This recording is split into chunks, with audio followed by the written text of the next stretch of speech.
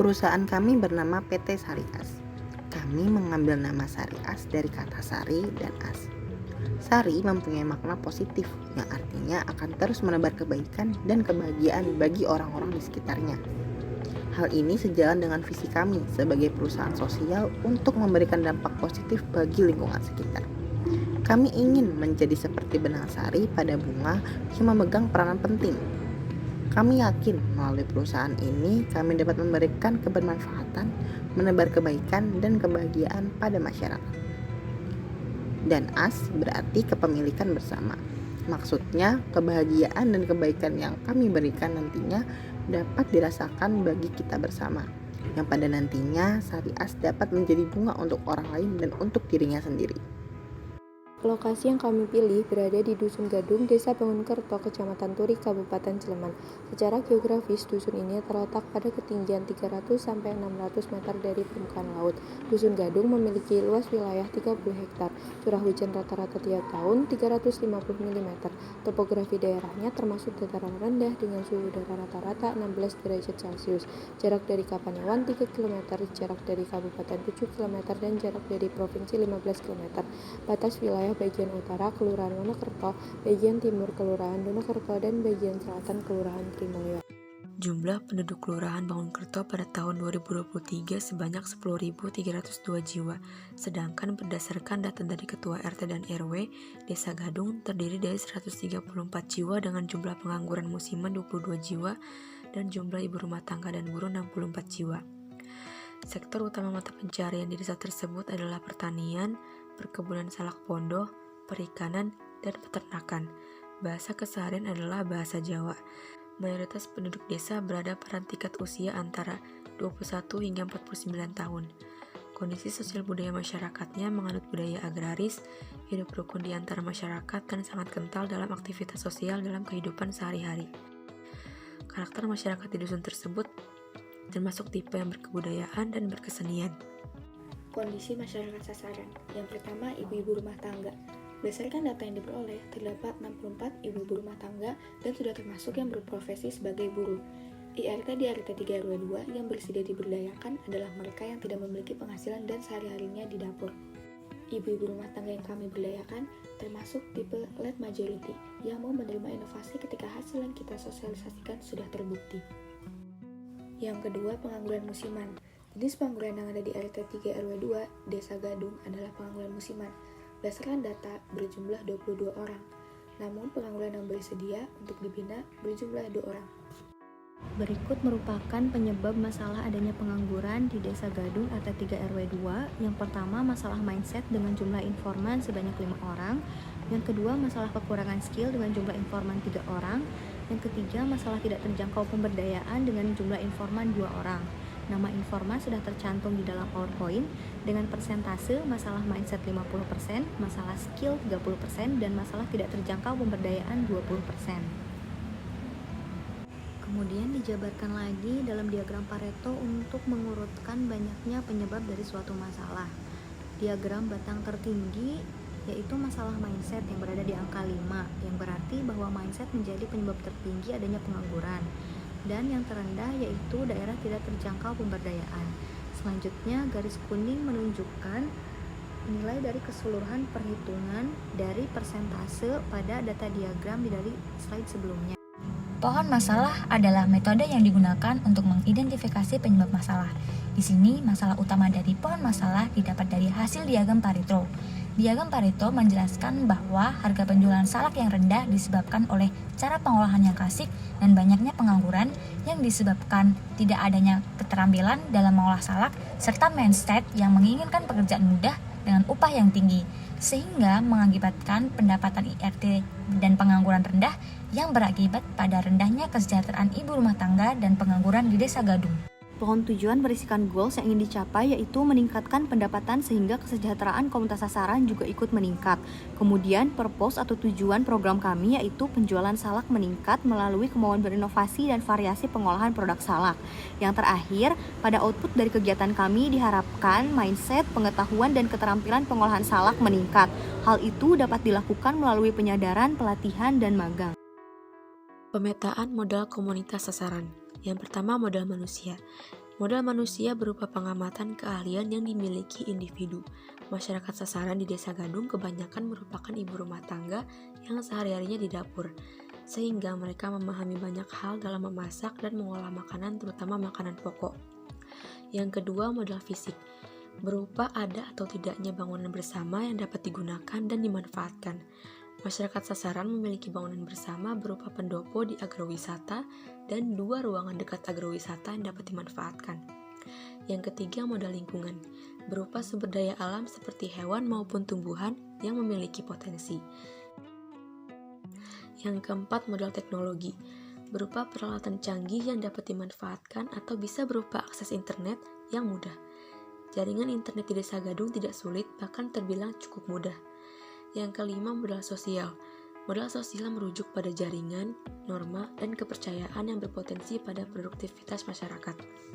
Masyarakat Dusun Gadung memiliki rumah tangga produksi yang dijadikan tempat penitipan produk sari. Yang keenam, tuntutan pasar. Karena agrowisata turi berada di outdoor dan cuaca Yogyakarta yang panas, sehingga sangat dibutuhkan olahan minuman yang menyegarkan untuk para pengunjung agrowisata turi. Maka dari itu, kami membuat olahan minuman yang menyegarkan dengan menggunakan komoditas yang ada di Turi, yaitu salak, dengan tambahan warna menggunakan bunga telang yang diekstrak. Variasi warna tersebut dapat menjadi daya tarik pengunjung, khususnya anak-anak. Bentuk inovasi berbentuk sintesa, karena inovasi ini terbentuk dari kombinasi 2 ide, yaitu buah salak dan bunga telang. Kombinasi 2 ide ini memunculkan produk baru, yaitu sari setup telang. Yang pada awalnya salak hanya dimakan begitu saja, kini dapat dinikmati sebagai minuman yang menyegarkan yang dipadukan dengan limun bunga telang.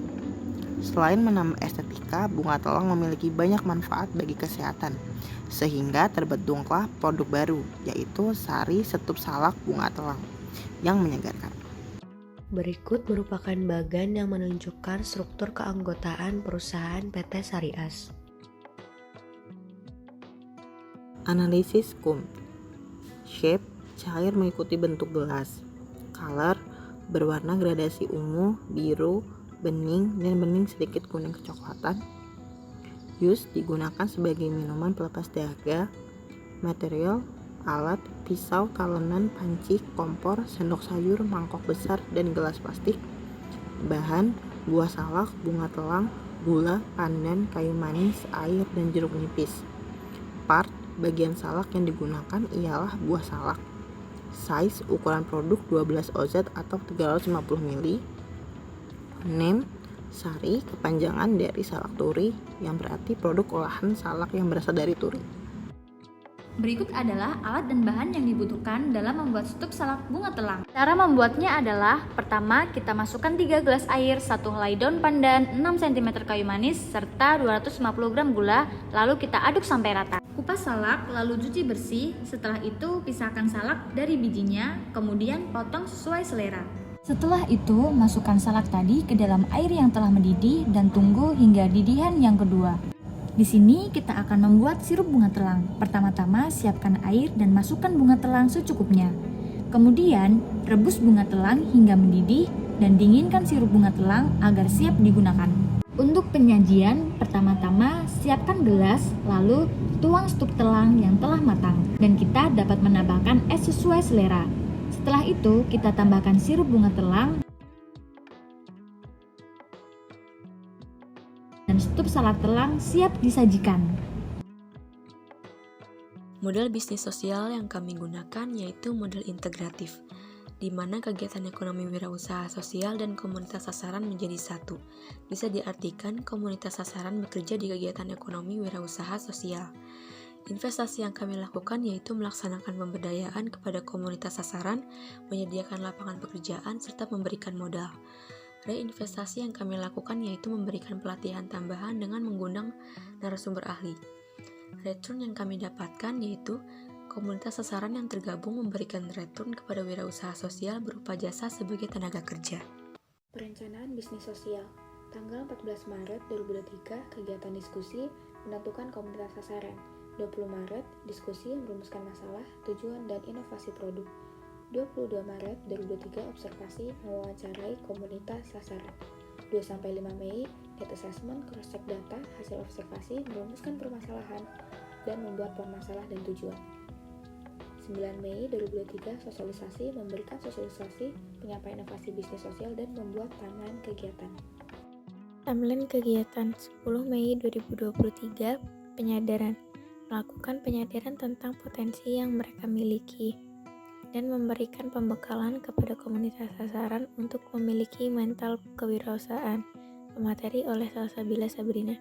11 Mei 2023, pengkapasitasan, memberikan gambaran singkat dan pelatihan tentang pengolahan salak menjadi setup dan membuat struktur dalam organisasi.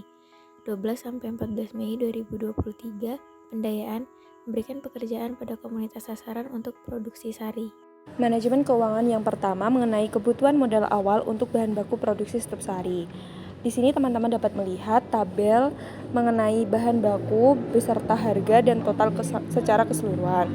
Jika di total secara keseluruhan, kebutuhan modal awal untuk memulai usaha sebesar 113.000. Dana tersebut dialokasikan untuk kebutuhan pembelian bahan baku awal produksi. Manajemen keuangan yang kedua mengenai bahan baku produksi pertama setup sari. Di sini teman-teman dapat melihat tabel mengenai bahan, jumlah, harga beserta total keseluruhannya. Jika dijumlah, produksi pertama setup sari ini sejumlah 24 cup dengan besar biaya 52.560 dan jika dibulatkan menjadi 52.600. Harga awal per porsi setup sari dihitung dari kebutuhan bahan untuk masing-masing porsi dan sudah tertera pada tabel, kemudian didapatkan jumlah 2.200 per porsi setelah dibulatkan. Perkiraan pendapatan produksi pertama dengan modal awal 52.600 untuk 20 cup ditetapkan harga kotor senilai 2.200 dengan harga jual 5.000, maka profit yang didapat senilai 2.800. Pendapatan kotor yang didapat senilai 120.000 dengan profit bulan pertama untuk 16 kali produksi senilai 1.075.200. Kemudian untuk modal bulan selanjutnya didapat dari modal awal dan profit bulan pertama yakni senilai 1.127.800. Untuk perkiraan pendapatan produksi bulan kedua, jumlah produk 72 cup dengan modal awal 1.127.800 dengan harga kotor, harga jual dan profit yang sama dengan bulan pertama. Total profit 1 kali produksi 201.600, profit 1 bulan 3.225.600, upah wirausaha sosial 1.612.800 dan upah pekerja 1.612.800. Sistem kerja dengan total pekerja 5 orang dibagi menjadi 2, yakni tim produksi 3 orang, tim penjualan 3 orang dengan jam kerja tim produksi sebanyak 3 jam, tim penjualan 6 jam, dan hari dalam produksi sebulan yakni produksi hari biasa 8 kali dan produksi weekend 8 kali berjumlah 16 kali dalam sebulan. Total hari untuk penjualan sebulan yakni masuk 26 kali dalam sebulan dan libur 4 kali dalam sebulan. Selanjutnya, sistem upah kerja. Di sini teman-teman dapat melihat tabel yang sudah kami tampilkan. Untuk total upah 1 bulan pertama sebesar 1.612.800 untuk 5 orang. Total jam karyawan per bulan 456 jam. Upah kerja karyawan per jam sebesar 3.500. Upah kerja karyawan per bulan untuk upah kerja tim produksi sebesar 168.000 per orang dan upah kerja tim penjualan 546.000 per orang. Selanjutnya, manajemen risiko berupa risiko spekulatif jika harga bahan baku naik. Yang pertama, jika harga gula 1 kg dari 15.000 menjadi 16.000. Dan yang kedua, jika harga salak 1 kilo dari 10.000 menjadi 12.000. Harga produksi sebelumnya adalah 2.200 per pieces dan setelah kenaikan menjadi 2.320 per pieces. Jika harga jual 5.000 dan target jual dalam 1 bulan adalah 300 pieces, maka besar kerugian yang dialami dalam 1 bulan ketika bahan pokok mengalami kenaikan senilai 36.000. Selanjutnya, resiko murni yakni hilang atau rusaknya alat produksi dapat diantisipasi dengan cara membersihkan alat produksi setelah digunakan dan menyimpan kembali dengan rapi untuk meminimalisir kehilangan. Yang kedua, melakukan pengecekan terhadap alat produksi secara berkala. Kemudian, resiko kecelakaan kerja dapat diantisipasi dengan cara menggunakan alat bantu pengaman saat proses produksi, seperti menggunakan sarung tangan saat mengupas salak dan mengangkat aci yang panas. Dan yang terakhir, bencana alam, kita dapat mengantisipasinya dengan memperhatikan lingkungan sekitar, memiliki sikap siaga bencana, dan rutin mengecek informasi mengenai bencana alam di lingkungan sekitar. Manajemen pemasaran. Produk yang akan dipasarkan adalah sari atau salak turi yang merupakan minuman dari olahan salak dan bunga telang. Harga dari sari ini hanya Rp5.000 untuk satu gelasnya. Tempat produksi sari bertempat di Agrowisata Salak Turi, Gandung, Bangunkerto, Kecamatan Turi, Kabupaten Sleman, Daerah Istimewa Yogyakarta. Promosi yang dilakukan melalui 2 metode, yaitu pertama, offline, secara langsung di agrowisata sebagai welcome drink dan mengikuti bazar. Kedua, online, melalui platform media sosial seperti WhatsApp dan Instagram. Logo kami bernuansa modern dan pemilihan warna menyesuaikan warna dari es setup salak telang ini. Di dalam logo ini terdapat gambar dari es setup ini sendiri, salak, dan juga komposisi.